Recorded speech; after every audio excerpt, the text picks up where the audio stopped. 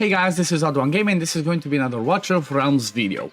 I was not expecting to do a video today, honestly, on this, because you know what? It's a Tuesday, we're just doing our daily grinds, we're just doing our normal stuff, but something really exciting happened, as you can tell from the thumbnail, and that is I actually managed to beat GR1 on stage 18, and I'm really happy with myself for being able to do that again, because I'm 12 days in, and well, part of the reason why I'm progressing so fast is because I'm a grinder extraordinaire. That's what I do. When I start doing something, if it allows me to grind and progress in the game, that's what I'm doing, and that's what I did with this one around. So as you can see, I've logged in for 12 days, and well, why is it that it's so so impressive, or like why am I so happy about the fact that I did stage 18? Well, it's because of this. I only get mythic gear for now, so it's either mythic gear or it's ancient mythic gear, which is from what I know, they can get like some better substats, they can get higher rolls. So this is amazing, because it means from gear 1, I'm not gonna care about legendary gear anymore. I can basically start selling everything that's legendary, unless there's some amazing stuff that I already am using and already rolled.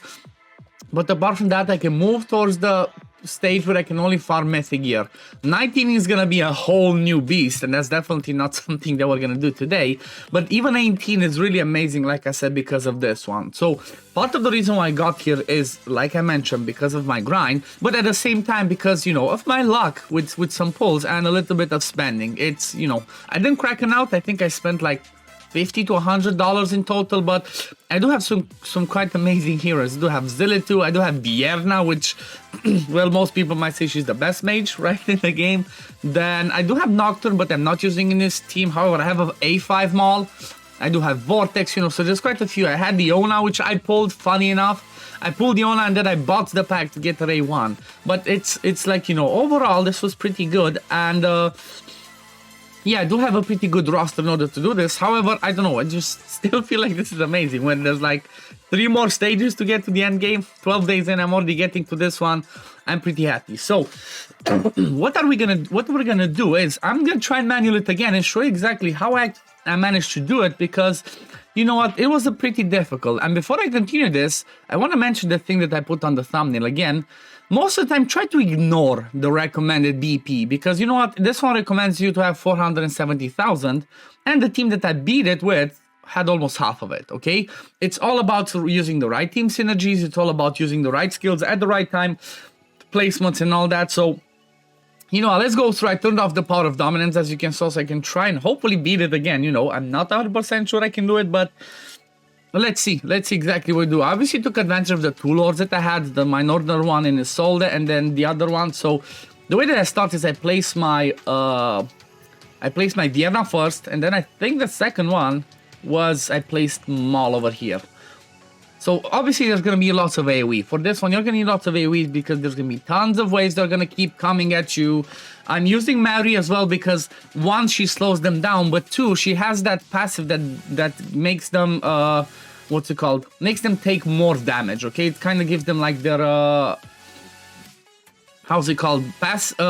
Physical and magic damage vulnerability. So they're going to be doing that. I obviously popped all of these as fast as I could, because you know what, stuff is gonna keep coming, and it's gonna be a bit scary. I'm not gonna lie, it's gonna be a bit scary.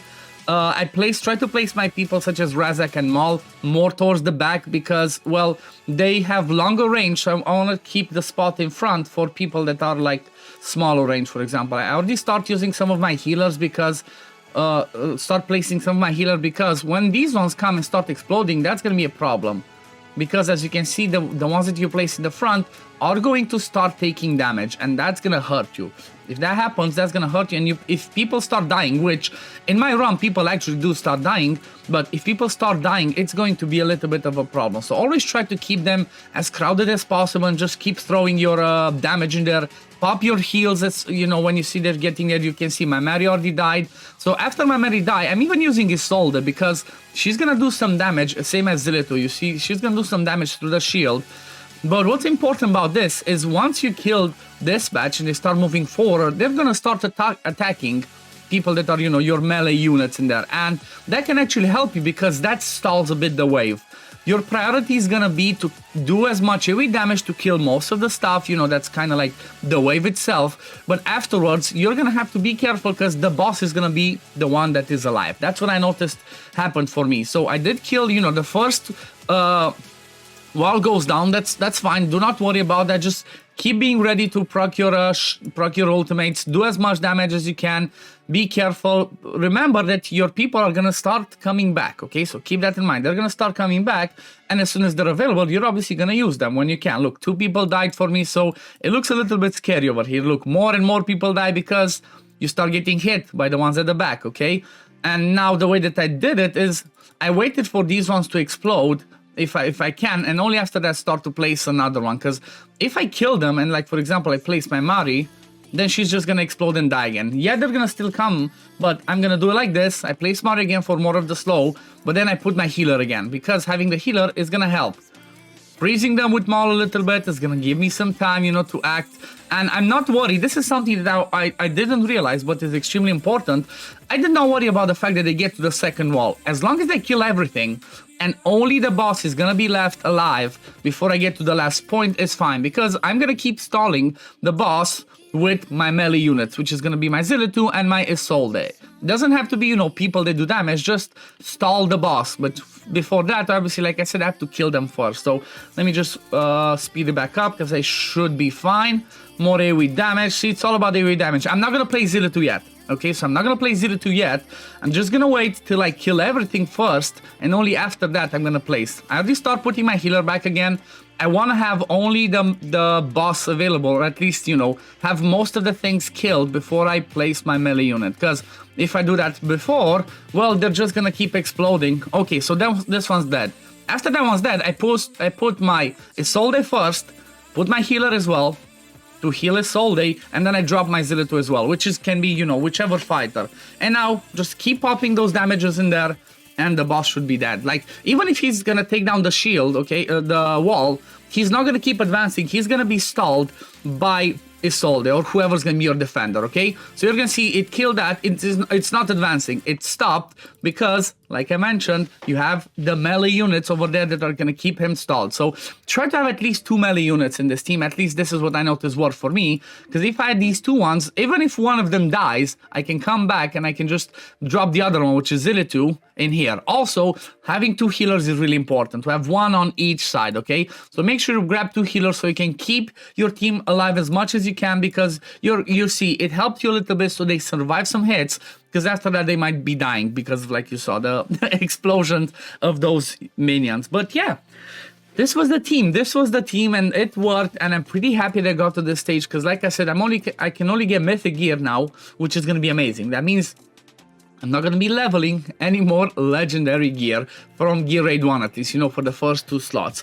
If we have a quick look at the build, I'm not going to try and keep you too much through it, but you're going to see I don't have like all level 16s. I do have some interesting pieces in here. I'm just going to go quickly show you them, but I think most of these ones, actually, everything they have on Zillitu, I think is actually the gear that the game gave us. I think it's the gear that just the game gave us, and they start with good substats from the beginning. So yeah, it's nothing too crazy. It's not the most amazing gear in the world. It's whatever I had from my farming, I just used over here. Oh yeah, and even with artifacts, I barely have some artifacts in there.